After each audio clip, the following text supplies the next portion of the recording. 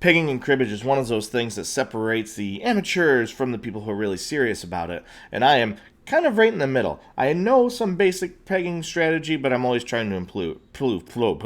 I'm always trying to improve. So I'm going to walk through a game with you, and I'm going to talk about some general pegging strategies that can help you start winning more games right away. We are on Cribbage Pro. I am playing the computer, and we're going to focus on my pegging choices. Now, it might not work out every time, but these general rules will do you well most of the time.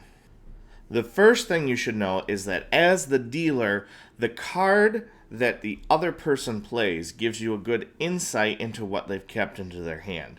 So if they're playing a jack right off the bat, I'm going to assume that they probably have a bunch of 10s and a 5 card. So anything I play that doesn't help a 10 or a 5 card is usually pretty safe, but not always. Now I notice that the second card they played was a 9, so I'm starting to think, wait a second, they might have a run instead. So I'm going to assume that one of those cards is a 10. Had a 5, I definitely wouldn't play it here. Alright, as the non-dealer, you have many different things to think about in pegging. You're already behind because you have to sort of reveal your hands first.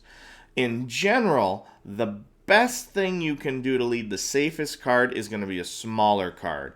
2, 3, 4 especially, 4 being the best. Then 3 and 2 are kind of equal. I think 3 is a little bit better than 2. And ace is not great. In this case, I happen to have some 4s, and that's going to be an awesome option because they can't make a 15 reply like right away. If I play a 6, they could play a 9 and get 2 points. So the smaller cards, the only real danger in them is in getting paired. And in this case, it's okay that they paired it because I've got another one to make the trips. Here we go again. I'm trying to be like a mind reader for their hand. They played a 10, so I'm going to assume that they have more 10 cards and more 5s. Not, here's another thing to think of. If you have a choice, unless you want to do it this way, if you have a choice, don't play cards that fit in to make a run with the card you see. So I have a 10 there. I could play a 9. That might be a mistake because if they had an 8 or a jack, they could make a run, and they would get 3 points for that. I played the 8, same thing, but a little better because they only have the 9 card in between. But I have a 7, which is going to be pretty safe. So I'm going to play the 7. Alright, here we are as the non-dealer again, and I have small cards, but the 2 is usually a much better throw than the ace. The ace is actually, it's kind of weird how the ace works. However, this does kind of illustrate another rule, which is that when you are the non-dealer, you lead from your strength. Unless you're being really defensive, you don't want them to get any points. You lead from your strength. So my strength in this case are the aces, because if they happen to pair it, I could come back and do the trips, or in this case, I might even get 4, but I couldn't because we wouldn't take turns. Here I am as the dealer, and I have a choice. 7 is safe, and a 6 is safe. I want to get it over that 15. What should I play of these two? Well, there's a couple different schools of thought. If I thought for some reason I could try to mind read. If I thought for some reason they had a 7, I could play one of my 7s. Then I would take the count to 17. If they paired it to 24, I could come back with a 7 for trips and 31 because that would add up there. But I don't think they have a 7. So I'm actually going to, as the dealer, hold on to my 7s because there's a chance, not a great chance, but there's a chance that I might end up with those 7s at the end of the whole play or pegging phase. And if that's the case, I could get a pair right there, and then I could get go. So I could get 3 points that I didn't have before. So I'm going to play the 6. Right, here I am as the non-dealer, and I have a decent looking hand. You'll notice I actually threw some queens away in there on purpose just to kind of demonstrate this next point, which is that the pegging value of cards.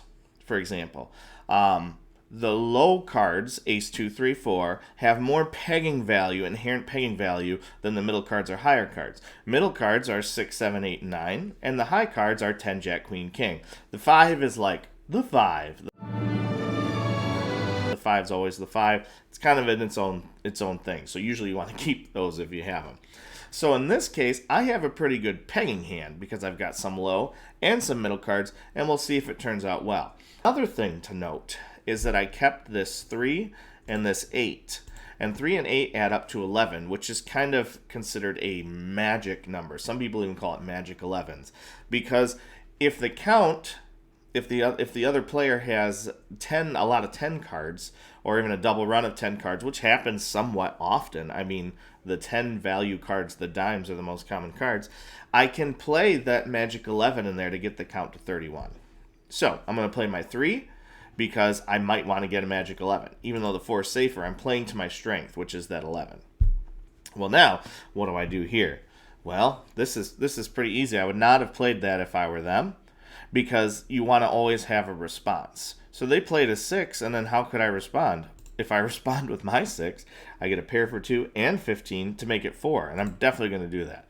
Maybe they have another 6, but they don't. So I'm just going to keep going. Right, so I have to think here. Another thing to think about whenever you're dealer or non-dealer, but it usually works out better for dealer. The dealer gets more points during pegging on average. How are you going to respond? Is there a danger in playing a certain way? If I play a 5 and I get 15, if they could come back with another 5 and pair it. Do I have a response to that? Actually, yes, I do, because I have 2 5s. I can trip it up. So we'll see if that's what happens. Now, think here. Okay, the count is 24. If I play a 5 and it's a go, the count's 29. I have to go as well. I get 1 point. But the count is 3 or 4. Ooh, that sounds a lot more interesting. I have 3 or 4 left. So if I play a 3 or a 4, then I can come back and get 31 for 2.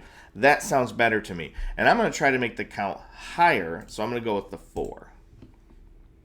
It's a go, and now I have 31 for 2. 2 is better than 1. Oh, and a 15. I like that. Nice. Here I am. I'm 6 points out, and this kind of demonstrates another idea. Now, this is just very generalized. You are within the last 10 points, or especially 5 points. You can just kind of ignore your hand and go only for the pegging cards. I'm the non-dealer. I get to count first. I only need 6 points, but if I had 3, 4, 5 jack, I could have 15, 2, 3, 4, 5 is 5 points. So that's almost enough to win it. So I could go that way. I could risk it 3, 4, 5, and then I could go 7. And that would give me the same thing. 3 plus 5 is 8, 15, 2, and then 3 is 5. Now, I'm actually going to go with that. The 3, I'm going to toss the ace and the jack. Even though you'd normally want to keep the jack and toss the ace and the 7, because that 7 has more of a value in pegging. Discard that and cut, and boom, I've got enough. Now what do I lead? I could leave it a 3, I could lead a 4. I would not want to lead a 5. 5, the only time you want to lead a 5 is when you have a 5 with a bunch of other face cards and maybe the 10. Because then if they get 15, you can at least get a chance to pair it back. So I'm going to go with the 4, which is typically the safest lead to play. Oh, now I have a 7, so I'm going to pair that. And they don't have that. Oh, what should I play here? What do you think? I should play the 5 because that gives me 3 points for the run. And you know what? I might get a go. That's a go, and that's game here. Those were some very general pegging strategies. There are a ton more, and I didn't even talk about like other things that like the pegging traps or how to like capture the jacks or trap the 5s.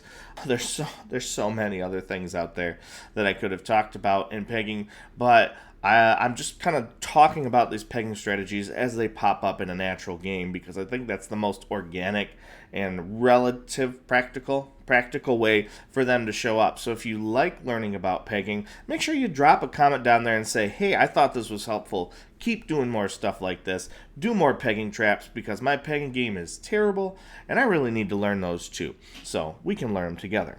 Until next time, keep on playing, and if you're really bored with you need more cribbage content, then why don't you go check out this game where Lady Luck like shone down on me and I won some matches here. It's pretty cool. And there's some good pegging too.